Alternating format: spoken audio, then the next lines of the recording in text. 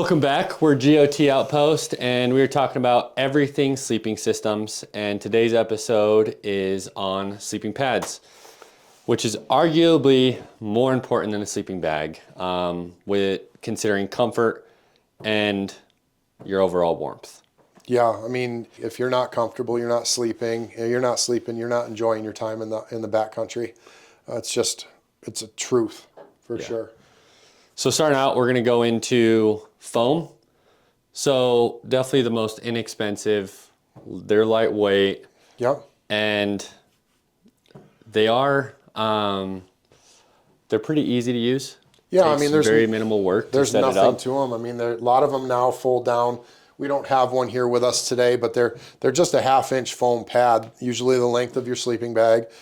And they'll either like accordion down to a rectangle that's probably about that big and the width of your bag, or sometimes they come in a roll. That's what I have. Mine's just in a roll, and you just unroll it and put it under your bag, and that's done. Yeah. There's no time really in setting it up. No, which makes it super easy to use. Yep. Some of the cons with a foam pad though, they do have low R value, which we'll touch on the next episode of what the details of R value is and what you need to consider when purchasing a sleeping pad. But another thing is you feel what you're sleeping on. Oh, they're the worst. Where if you have an air sleeping bag or sleeping pad, it can absorb the terrain underneath you. But a foam, if you have rocks or pine cones or anything, you're gonna feel it. Yes, you are not gonna be, I mean, and God bless you if you're out there and you use one and you love it. More power to you. I mean, they are super light, right? They weigh nothing. So that is probably the biggest advantage. They're simple to set up and they weigh nothing. And they're durable. You don't have to worry about poking a hole in them. So, and I mean, some can be comfortable to a degree, but you got to really, you're not taking the time in setting up the sleeping bag. You're taking time making sure that the terrain underneath is perfectly flat. Yes. There's no sort of holes or lumps or anything like that. Right. Next one would be the foam and air sleeping bag or sleeping pads. They basically integrate foam inside the sleeping pad, and then it's supposed to self-inflate. A lot of them, you do have to usually blow air into them to get them fully inflated. Yep. The one I had, 4 or 5 puffs, and it was full. Yeah. Cons to that one, they're pretty bulky and heavy. They are. Yeah, but I don't know if there's a more comfortable one to sleep on. That is, yeah. They're super cozy, that's for sure. The one I have is a Sea to Summit. It's bigger than my sleeping bag. It's very big. It's probably 6 pounds. I mean, it's a heavy, heavy pad. Yeah, that's heavy. And your bag is 2 to 3 pounds. Great for car camping, though. Yeah, great for car camping. That's a good point. But yeah, they're super comfortable. They don't take as much air to inflate, and, they're durable. Yeah. So the next one would be the most commonly used is an inflatable pad. Yeah. They are amazing. They are. Really. And the new ones that are coming out have incredible R values. And they are good at keeping you warm. They're good at absorbing the terrain underneath you so you don't feel it. Yep. And you can get a thick pad. I mean, you can get 3-4 inches up to 6 inches sometimes with some of these newer pads, to where you have a ton of comfort. Yeah, and they don't weigh anything. No. I mean, really. I mean, this is a 4.7, I think, is what we looked this one at, and I mean, it's maybe a pound. Yeah. And it's a very comfortable pad. 4.7 R value. 4.7. Sorry about that.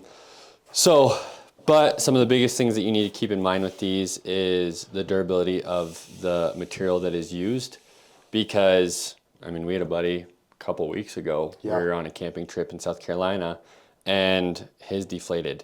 He did not sleep a wink because he got a hole in his sleeping pad, and it ruined his whole night's sleep. Even that nice sandy soil in South Carolina. It can make it pretty uncomfortable. So a lot of them do come with patch kits, so you can patch, but a lot of people don't want to be waking up in the middle of the night to patch up their sleeping pad. A lot of times too, they come with a self-inflating bag, so you don't have to blow it up. So we'll touch on the different types of inflation. There's also little electric or battery-powered inflators that a couple of our friends use, and they're phenomenal. Yeah. If you don't want to carry that around and have a little bit more of a lighter option, you can bring these self-inflating bags. Yeah, these work great. I mean, all you really do is you connect it, you snap it on, you connect it to the bag.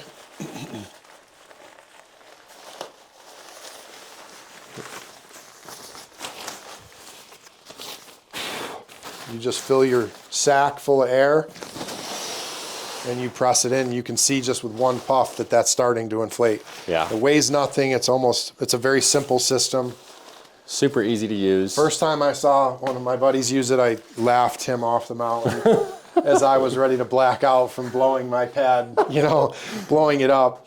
And next pad I bought had one, so I tried it and I fell in love with it. So yeah.